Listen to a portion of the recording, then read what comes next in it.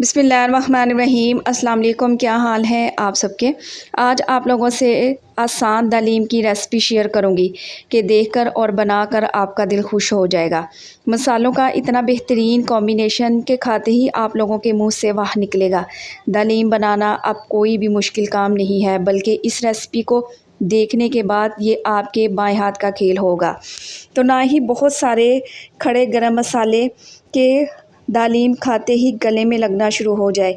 Perfect combination के साथ बनाएंगे आज परफेक्ट रेसिपी। तो रेसिपी को एंड तक देखें, अच्छी लगे लाइक कर दें और चैनल को सब्सक्राइब भी कर लें।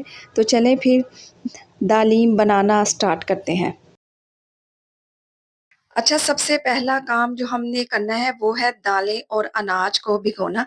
आधा कप के बराबर मसूर की दाल ले रही हूँ। अच्छा, मैं यहाँ पर मेजरिंग कप का इस्तेमाल कर रही हूँ। आप घर में कोई भी चाय पीने वाला मीडियम साइज का कप सेट कर ले। आधा कप ही मूंग की दाल का इस्तेमाल करूंगी और इसमें इस्तेमाल करेंगे आधा कप ही चने की दाल का। आधा कप के बराबर इसमें डलेगी माश की दाल। तो ये चारों दालें सेम क्वांटिटी में आप लोगों ने डालनी है। इसके अलावा चावल भी मैं इस्तेमाल करूंगी। आधा कप मैं बासमती ले रही हूँ। आप लोग टूटे हुए चावल भी ले सकते हैं, नो इशू। अब आधा कप है मेरे पास जौ का दलिया। ये हर जगह से आपको आराम से मिल जाएगा। साबुत जौ डालने की बजाय जौ का दलिया डालेंगे ना, दालीम जल्दी से बनकर तैयार हो जाएगा। एक कप के बराबर इसमें डालूंगी गंदम का दलिया। साबुत गंदम डालने की बजाय गंदम का दलिया इस्तेमाल करेंगे ना, जल्दी से गल भी जाएगा और ज्यादा भिगोने की जरूरत भी नहीं पड़ेगी। आटे वाली चक्की होती है ना, वहां से आपको आराम से मिल जाएगा। तो ये है टोटल अनाज और दालें। 2 से 3 पानी बहुत ही अच्छे से धो लेना है। भिगो दें 4 से 6 घंटे के लिए काफी रहेगा। पूरी रात भिगोने की जरूरत नहीं है। आजकल गर्मियां है ना, पूरी रात भिगोएंगे ना, दालों में स्मेल आ जाएगी। तो मैंने 4 घंटे के लिए दालों को भिगोया था। अब देखिए दालें अच्छे से फूल चुकी हैं और नरम पड़ चुकी हैं। अब अनाज और दालों में मजीद कुछ चीजें ऐड करेंगे। नमक इसमें डाल देंगे 1 टीस्पून, हल्दी डाल देंगे हाफ टी स्पून, पानी शामिल करेंगे तकरीबन 3 लीटर के बराबर। साथ के साथ 2 से 3 टेबल स्पून इसमें डाल देंगे कुकिंग ऑयल। इससे क्या होगा, दालें उछलकर बॉईल होकर बाहर नहीं आएंगी। और ये कि मैं आपको बताना ही भूल गई, कुल मिलाकर अनाज और दालों का वजन 1 किलो के बराबर है। आप दालों को प्रेशर कुकर में भी गला सकते हैं। मैं पतीले में गलाने लगी हूँ। बस दाल में बॉईल आ जाए तो इसे पकने के लिए छोड़ दें तकरीबन 2 से ढाई घंटे के लिए। तो जब तक हम कौरमा तैयार कर लेते हैं दालीम के लिए परफेक्ट किस्म का। तो यहाँ पर मैंने ले लिया है जी प्रेशर कुकर और इसमें डाल दिया है 1 कप के बराबर कुकिंग ऑयल। इसके साथ ही 2 मीडियम साइज के प्याज लें, बारीक स्लाइस करें और ऐड कर दें। इसके साथ ही इसमें डाल देंगे हाफ टी स्पून साबुत काली मिर्च, 3 से 4 दालचीनी के टुकड़े। अब हमने प्याज को इतना फ्राई करना है कि ये हल्का गोल्डन सा कलर आ जाए। और देखिए प्याज का कितना खूबसूरत सा कलर आ चुका है। बस जी इसी स्टेज पर इसमें डाल देंगे बीफ। अच्छा, 1 किलो दालें हैं तो उस हिसाब से मैं 1 किलो ही बीफ इस्तेमाल कर रही हूँ। और बीफ के मैंने बड़े साइज के टुकड़े लिए हैं। इससे क्या होगा, रेशा अच्छा बनता है और दालीम लेसदार भी बनकर तैयार होता है। आप यही रेसिपी चिकन या फिर मटन से भी बना सकते हैं। अब बीफ को इतना भून लें कि इसका कलर चेंज हो जाए। साथ के साथ इसमें डाल देंगे 2 से ढाई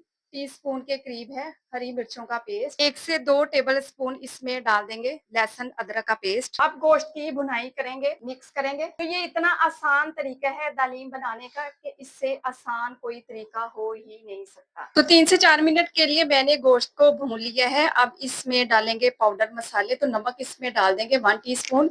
याद रहे 1 टीस्पून मैंने दालों में भी ऐड किया था। 1 टीस्पून इसमें डाल देंगे धनिया पाउडर। हाफ टी स्पून इसमें डाल देंगे घर का पिसा हुआ खुशबूदार गरम मसाला। हल्दी डाल देंगे हाफ टी स्पून। लाल मिर्च का पाउडर डाल देंगे 1 टीस्पून। हरी मिर्चें भी तो डाली है ना, तो मिर्चों की क्वांटिटी कम या ज्यादा आप अपने हिसाब से कर सकते हैं। बाजी यही मिर्च और मसाले डालेंगे और इन्हीं मिर्च मसालों के कॉम्बिनेशन से जायकेदार दालीम तैयार होगी इंशाल्लाह ताला। तो अब हमने इसमें डालना है दही 250 ग्राम यानी 1 पाव के बराबर है। इस तरीके से फेंट कर गोश्त में शामिल कर दें। दाली में टमाटर नहीं डाले जाते, दही ही डाला जाता है। अब अच्छे से मिक्स करें और इतना भून लें कि दही का सारा पानी ड्राई हो जाए। और देखिए बेहतरीन सा मसाला भून चुका है, ऑयल ऊपर आ गया है। करें अभी से इतनी प्यारी खुशबू आ रही है कि मैं आपको बता नहीं सकती। अब बीफ को गलाने के लिए इसमें पानी डालेंगे। तो मैं तकरीबन 2 से ढाई लीटर पानी डाल दूंगी क्योंकि बीफ को हमने अच्छे तरीके से गलाना है और इसका रेशा बनाना है। भाजी कवर लगा दें, बीफ को पकने के लिए छोड़ दें। तो प्रेशर का सारा प्रेशर मैंने निकाल दिया है। तो यहाँ पर मुझे 1.5 घंटा लग गया है